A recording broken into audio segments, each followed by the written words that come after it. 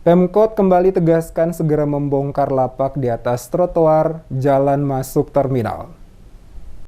Pemerintah Kota Ambon akan membongkar puluhan lapak yang dibangun di atas trotoar di sepanjang jalan masuk Terminal Mardika karena tidak sesuai peruntukan dan ganggu kenyamanan pejalan kaki. Asisten 2 Bidang Perekonomian Pemkot Ambon, Fahmi Salatalohi yang dikonfirmasi DMS Media Group menyatakan, sesuai perintah penjabat Wali Kota Ambon, puluhan lapak yang dibangun pihak ketiga di atas trotoar harus segera dibongkar karena tidak efektif. Bahkan Pemkot telah berkoordinasi dengan aparat TNI, Kodim, dan Polresta Pulau Ambon untuk membantu pengamanan saat dilakukan pembongkaran oleh Satpol PP dan dinas terkait. Dirinya mengatakan sudah mengingatkan kepada para pedagang yang membeli maupun menyewa lapak-lapak itu untuk segera ditempati, tetapi kenyataannya masih dibiarkan kosong, bahkan ada lapak yang dijadikan tempat untuk menumpuk sampah.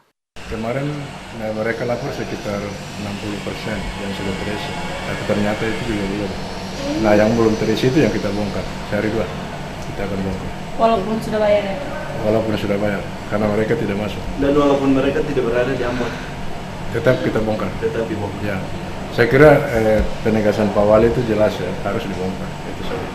Karena beliau sangat risih sekali dengan keberadaan lapak yang di lorong PU itu. Akan tetap dibongkar.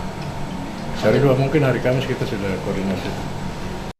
Sementara itu, penjabat Wali Kota Ambon, Bodwin Watimena menegaskan, Pemkot akan membongkar lapak atau kios di sepanjang jalan Pantai Mardika jika tidak ditempati oleh pedagang. Watimena mengakui Pemkot telah meminta agar pedagang yang sudah membayar kios atau lapak yang dibangun pemerintah untuk segera ditempati. Namun sampai saat ini permintaan tersebut tidak mendapat respons dari pedagang yang sudah terlanjur membeli atau menyewa lapak tersebut. Dijelaskan pasca revitalisasi Pasar Mardika, pemerintah telah berupaya membangun kios untuk ditempati walaupun di atas trotoar. Tetapi kenyataannya kedapatan ada beberapa kios dijadikan tempat tinggal, bahkan tempat pembuangan sampah. Dikatakan pemerintah kota telah menerbitkan surat edaran untuk mengimbau pedagang segera mengisi lapak atau kios yang sudah dilunasi. Dirinya berharap sebelum tindakan pembongkaran diambil oleh Pemkot, lapak-lapak tersebut sudah terisi.